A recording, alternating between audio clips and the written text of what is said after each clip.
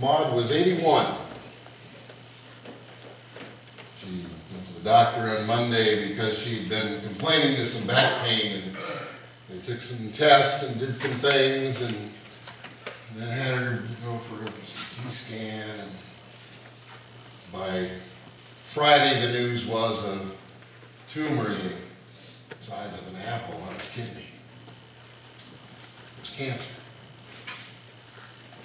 Sunday morning, she came to church. She told the news. The church gathered around her. They anointed her and prayed over her.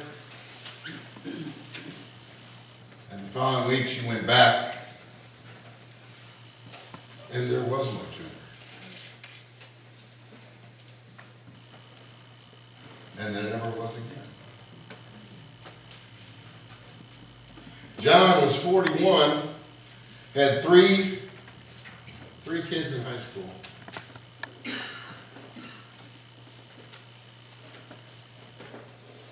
He'd been having a little problem going.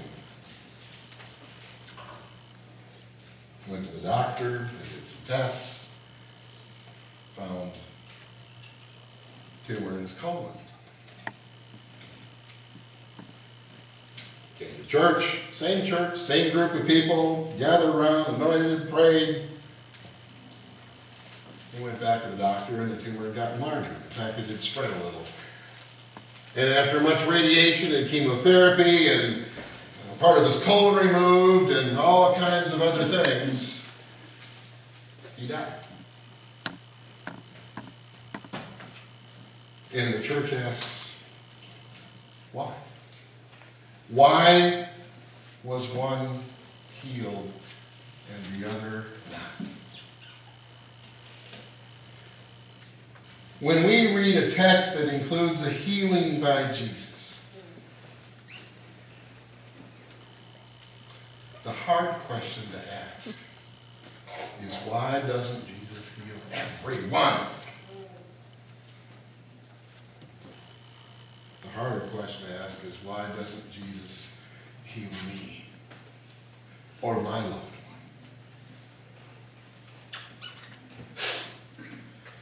When we're in seminary, we discuss these issues, the justice of God. It's called theodicy. Isn't that a nice big word?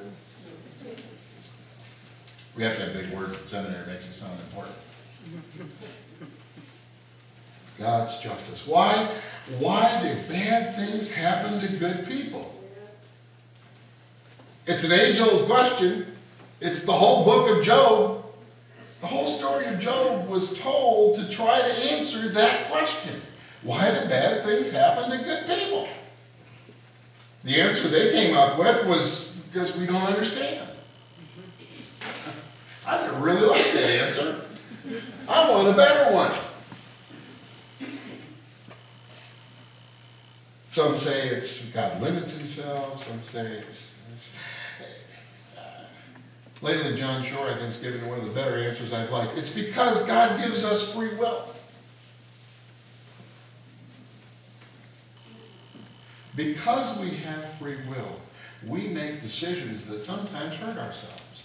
Now, sometimes those are direct. You know, if we smoke 6 packs a day, we might get lung cancer. You know, if we use crystal meth, we're going to mess up ourselves. You know, I mean, there are things we can, if we eat 15 meals a day, we might get fat, you know, and we might die from heart failure or something. I mean, we can't affect that. We do make bad decisions that affect ourselves. But corporately, we make decisions, too, that affect others, like the quality of water they drink and the air that they breathe. You know, the effects of... serving in North Carolina, I had many members who had what we called white lung disease. They had emphysema from working in the cotton mills. Because for years they worked in cotton mills with no mask or anything. And I mean, it was just white dust around them all the time.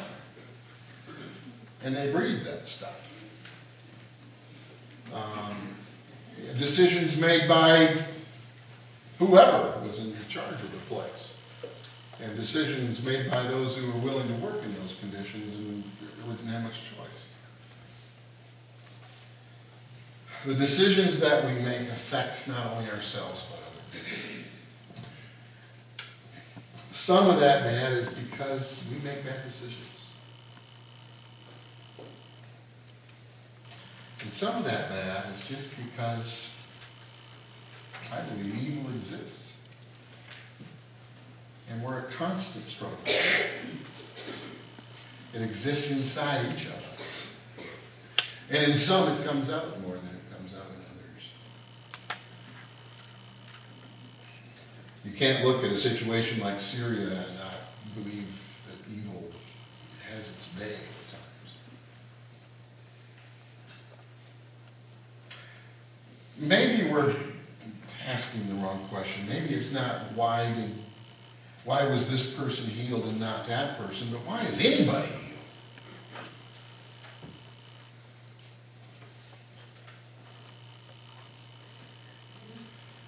And I think that's especially true in this story.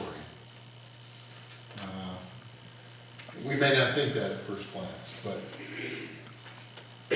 this is a leper, comes to Jesus. Now lepers, if you remember your Ben-Hur movie, that's how we all know about that. They were cast away from, they had to go out in a secluded area, be by themselves. They were no longer part of the community. They had to, keep off there so they wouldn't infect anyone.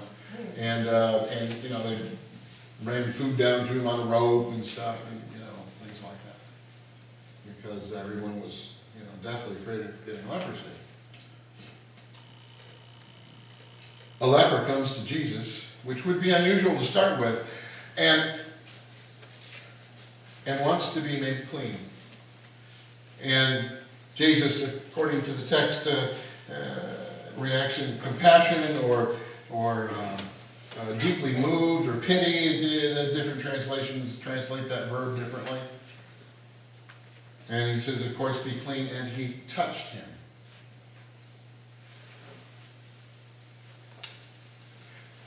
That touch had to be a moment of great joy for that leper. Because he probably hadn't been touched ever since he had the disease. I don't know about you, but touch means a lot to me.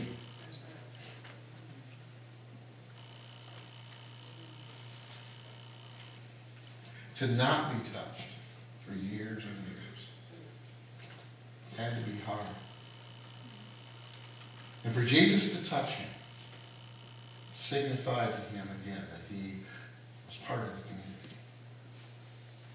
Maybe even more so than the text allows. The verb, the adjective that's used to describe Jesus' feelings, in various translations in the Message, it's deeply moved. Some say Christ was moved with compassion. Some say with pity.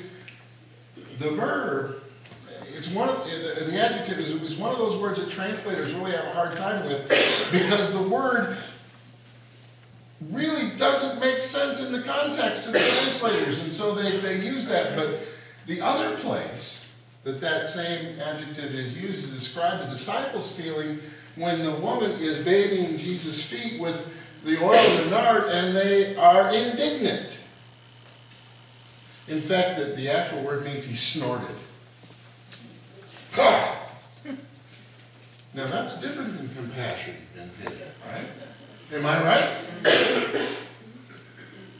And so translators don't say he was reacted in indignance. Because that doesn't fit Jesus in their mind. So, but maybe that's right. Let me read you a different translation. This is from the Scarlet Letter Bible.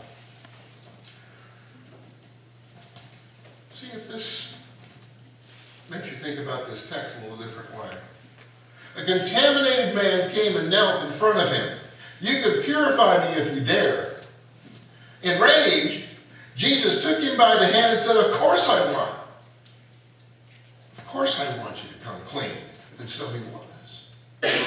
Then Jesus told him in no uncertain terms, go back to the priest and pay the legal fee for the certificate of reinstatement. that they refuse to give you. They're spitting their eye. But instead he went out and blathered it all over town, so Jesus couldn't even go into town openly. People had to come out to the boonies to see him instead. A little different spin on it, isn't it?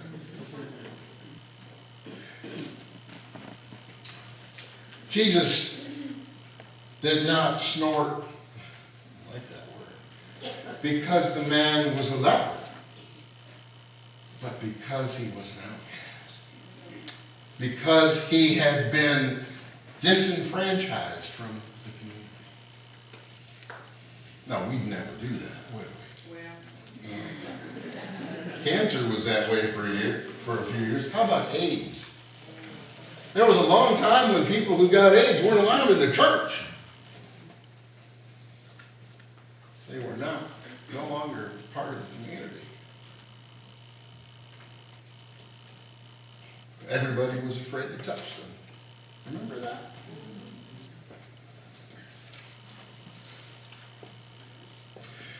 What I see in this story is Jesus constantly working to include people into the community of faith. To exclude no one, even lepers. Even lepers. Even people that everyone in the world has agreed those people need to be over there and not part of us. Everybody's agreed that. There's no question. And yet Jesus takes him by the hand. He says, be clean. Be reinstated. Be part of our community. Be one of us.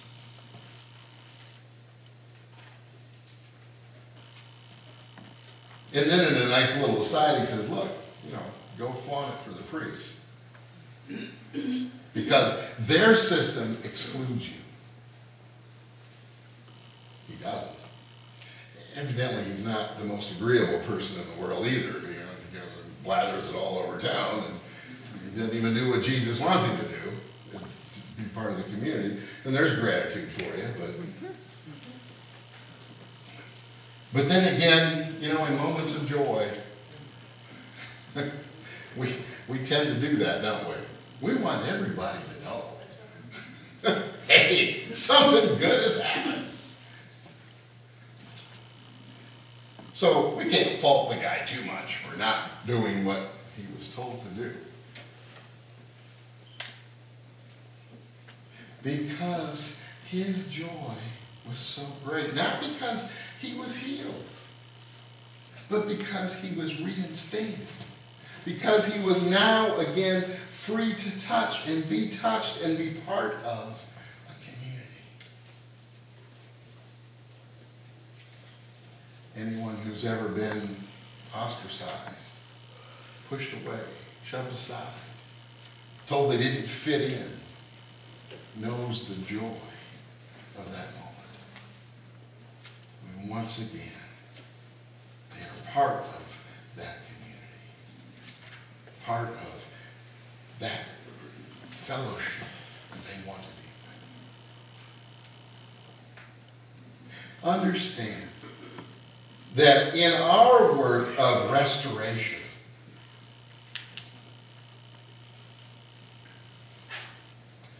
that one of the most wonderful things that we can do as a community of faith is to reach out to those who have been marginalized, reach out to those who have been cast aside, reach out to those that have been told you don't fit in, and bring them into the community. Touch them. Let them know they are part of who we are. It's one of the most powerful things we can do in God's reconciling work in the world. It's not easy. It's a lot easier to reach out to folks that look like us and talk like us and think like us and go to the same movies and the same restaurants and say, hey, yeah, well, you're one of us. It's much harder to reach out to those who look different, and smell different, and think different, sing different. It's much harder to reach out to them. But that's the most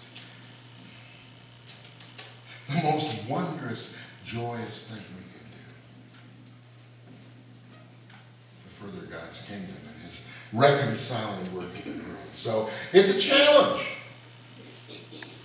If we want to be like Jesus, the challenge is, are we willing to reach out and touch the leper?